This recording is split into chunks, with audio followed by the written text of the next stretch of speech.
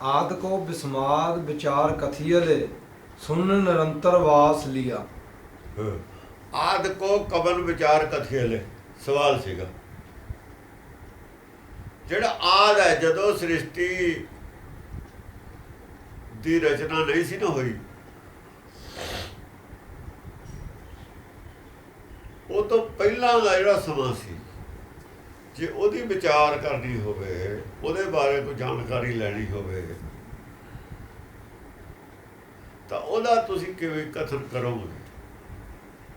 ਉਹਦਾ ਕੋਈ ਦੱਸੋ, ਸ੍ਰਿਸ਼ਟੀ ਦੀ ਰਚਨਾ ਤੋਂ ਪਹਿਲਾਂ ਦੀ ਗੱਲ ਕੋਈ। ਇਹਨਾਂ ਦੇ ਗ੍ਰੰਥਾਂ 'ਚ ਅੱਡ ਅੱਡ ਗੱਲਾਂ ਸ੍ਰਿਸ਼ਟੀ ਰਚਨਾ ਬਾਰੇ ਹਿੰਦੂ ਮਤ ਦੇ ਵਿੱਚ ਵੱਖਰੀਆਂ ਵੱਖਰੀਆਂ ਗੱਲਾਂ ਕਰਕੇ ਉਹਨਾਂ ਨੇ ਨਾਨਕ ਤੋਂ ਪੁੱਛਿਆ ਵੀ ਤੁਸੀਂ ਤਾਂ ਸਾਰੇ ਧਰਮ ਵੀ ਰਿਜੈਕਟ ਕਰਤੇ, ਉਮਤਾਂ ਵੀ ਰਿਜੈਕਟ ਕਰਤੀਆਂ, ਆਦਿ ਬਾਰੇ ਤੁਸੀਂ ਦੱਸੋ। ਜਦ ਤੋਂ ਸ੍ਰਿਸ਼ਟੀ ਪੈਦਾ ਹੋਈ ਉਹ ਤੋਂ ਪਹਿਲਾਂ ਦੀ ਪੋਜੀਸ਼ਨ ਕੀ ਸੀ?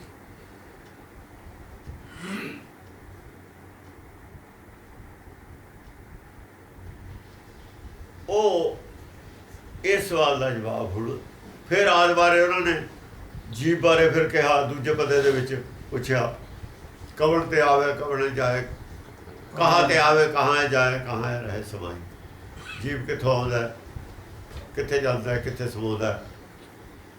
ਦੋ ਪਦੇ ਸਵਾਲ ਦੇ ਹੀ ਨੇ ਉਹਦੇ ਵਿੱਚ। ਇਹਦੇ ਵਿੱਚ ਜਵਾਬ ਦਿੱਤਾ ਉਹਨਾਂ ਨੇ। ਆਦ को विस्माद विचार कथियले। ਜੇ ਆਦ ਦਾ ਕਥਨ ਕਰਨਾ ਹੋਵੇ, ਬਸ ਉਹਦਾ ਦੇਖਾ ਹੀ ਪ੍ਰਮਾਣ। ਉਹ ਕਥਨ ਤੋਂ ਭਰਿਆ ਵਿਸਮਾਦ ਹੀ ਹੈ। ਆਦ ਵਿੱਚ ਜਦ ਪਹੁੰਚਦੇ ਹਾਂ, ਆਦ ਕੀ ਆ? ਆਦ ਆਤਮ ਦਰਸ਼ਨ, ਜਿਹੜਾ ਇੱਕ ਦਾ ਦਰਸ਼ਨ ਹੈ, ਆਦ ਦਾ ਦਰਸ਼ਨ। ਬਸ ਉਹ ਵਿਸਮਾਦ ਹੈ, ਦੱਸਿਆ ਨਹੀਂ ਜਾ ਸਕਦਾ। ਉਹ ਦੇਖਾ ਹੀ ਪ੍ਰਮਾਣ। ਕਹਿਵੇ ਕੋ ਸੋਭਾ ਨਹੀਂ, ਦੇਖਾ ਹੀ ਪ੍ਰਮਾਣ, ਦੇਖਤੇ ਹੀ ਪ੍ਰਮਾਣ।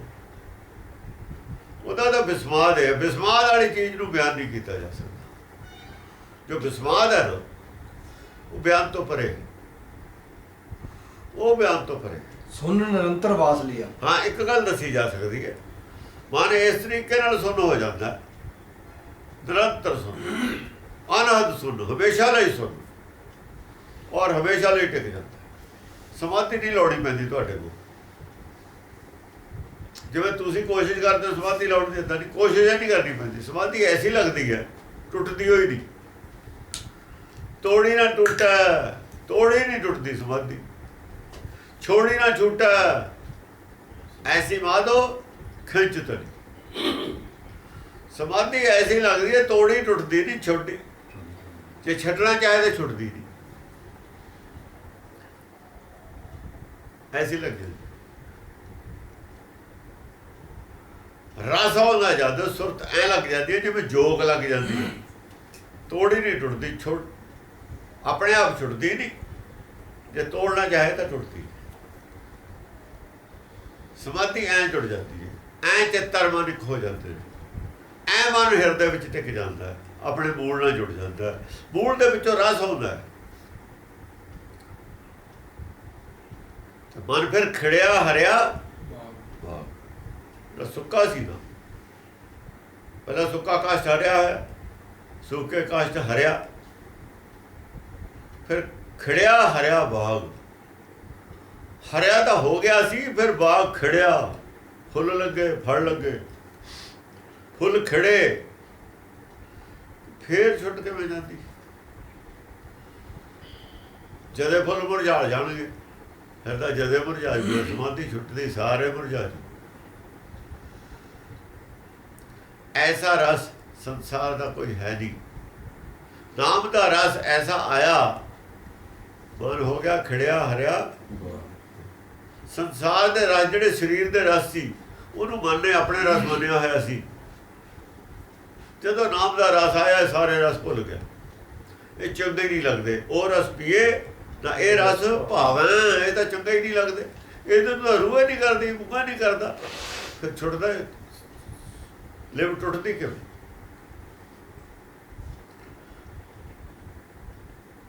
ਹਿਰਦੇ ਦੀ ਜਿਹੜੀ ਲਿਵ ਟੁੱਟ ਗਈ ਸੀ ਨਾ ਪਹਿਲਾਂ ਗਰਭ ਦੀ, ਉਹਦਾ ਕਾਰਨ ਹੋਰ ਸੀ। ਉੱਥੇ ਨਾਮ ਨਹੀਂ ਸੀਗਾ ਮਿਲਿਆ ਹੋਇਆ ਗਰਭ 'ਚ। ਲਿਵ ਤਾਂ ਉੱਥੇ ਵੀ ਲੱਗੀ ਸੀ ਪਰ ਉੱਥੇ ਨਾਮ ਨਹੀਂ ਸੀ। ਉੱਥੇ ਤਾਂ ਸਿਰਫ ਉਹ ਗਿਆਨ ਸੀ ਜਿਹਦਾ ਮਾਇਆ ਨਾਲ ਜੁੜਨਾ ਸੀ, ਮਾਇਆ ਨਾਲ ਜੋੜਨ ਵਾਲਾ ਗਿਆਨ ਸੀ ਉੱਥੇ। ਇੱਥੇ ਮਾਇਆ ਨਾਲ, ਇਹ ਮਾਇਆ ਨਾਲ ਤੋੜਨ ਵਾਲਾ ਗਿਆਨ। ਗੁਰਬਾਣੀ ਦਾ ਗਿਆਨ ਮਾਇਆ ਨਾਲ ਤੋੜਨ ਵਾਲਾ ਹੈ। ਉਹ ਮਾਇਆ ਨਾਲ ਜੋੜਨ ਵਾਲਾ ਦਾ ਸਰੀਰ ਨਾਲ ਜੁੜਿਆ ਹੋਇਆ ਮਨ।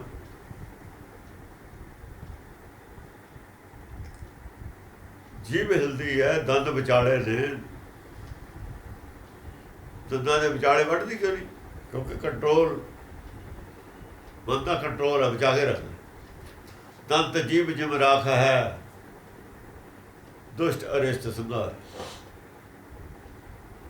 ਸਰੀਰ ਤੇ ਕੰਟਰੋਲ ਕਰਨਾ, ਸਰੀਰ ਨੂੰ ਡਰਾਈਵ ਕਰਨਾ, ਸਰੀਰ ਤੇ ਕੰਮ ਲੈਣਾ, ਇਹ ਉਹਦੇ ਵਿੱਚ ਰਚ ਕੇ ਉਦੋਂ ਇਹ ਸਾਰਾ ਕੰਮ ਸਿੱਖਿਆ। ਉਦੋਂ ਸਰੀਰ ਵਿੱਚ ਰਚਿਆ, ਮਾਇਆ ਨਾਲ ਜੁੜਿਆ।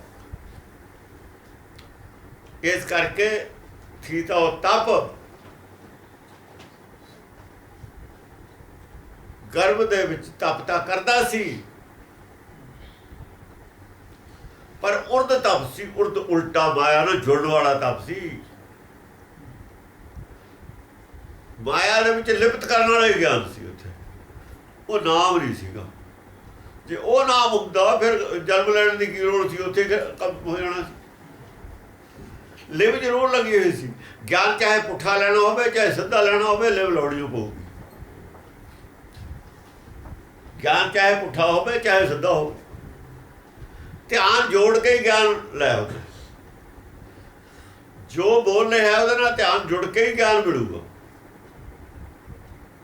ਸ਼ਬਦ ਨਾਲ ਸੁਰਤ ਜੋੜਨੀ ਪਊਗੀ, ਚਾਹੇ ਗਿਆਨ ਪੁੱਠਾ ਹੈ ਚਾਹੇ ਸਿੱਧਾ। ਇਸ ਕਰਕੇ ਗਿਆਨਤਾ ਸੀ ਉਹ ਪੁੱਠਾ, ਪਰ ਲੋੜ ਸੀ ਸਰੀਰ ਦੀ। ਇਸ ਕਰਕੇ ਉਹ ਤਪ ਨੂੰ ਉਰਦ ਤਪ ਕਿਹਾ ਹੋਇਆ ਹੈ। ਉਰਦ ਤਪ ਕਰਤੇ ਸਾਸ ਸਾਸ ਸਿਮਰਤ ਪ੍ਰਭ ਰਹਤੇ। ਸਾਥ ਸਾਥ ਜੁੜਿਆ ਹੋਇਆ ਉਹਦੇ ਨਾਲ, ਕਿਉਂ? ਉਹ ਰਚਾਉਣ ਵਾਲਾ ਉਹ ਹੈ, ਰਚਣ ਵਾਲਾ ਇਹ ਹੈ। ਇਹ ਰਚ ਨਹੀਂ ਸਕਦਾ ਉਹਦੇ ਰਚਾਏ ਦੇ ਬਿਨਾਂ। ਦੱਸਣਾ ਉਹਨੇ, ਕਰਨਾ ਇਹਨੇ। ਇਹ ਕਰ ਸਕਦਾ ਹੈ, ਇਹਨੂੰ ਪਤਾ ਨਹੀਂ ਕਿਵੇਂ ਕਰਨਾ। ਜਿਵੇਂ ਕਿਸੇ ਤੇ ਕਹਿ ਕੇ ਕੰਮ ਕਰਵਾ ਲਈਏ ਆਪਾਂ। ਜੇ ਉਹ ਧਿਆਨ ਨਾਲ ਸੁਣੋ ਆਪਣੀ ਗੱਲ, ਠੀਕ ਕੰਮ ਕਰ ਲੂ। ਜੇ ਬੇਧਿਆਨ ਹੋ ਕੇ ਸੁਣੂ, ਕੰਮ ਗਲਤ ਕਰ ਦੂ। ਜੇ ਆਪਾਂ ਨੇ ਕਿਹਾ ਕੁਛ, ਉਹਨੇ ਸਮਝਿਆ ਕੁਛ, ਕੰਮ ਗਲਤ ਹੋ ਜੂਗਾ।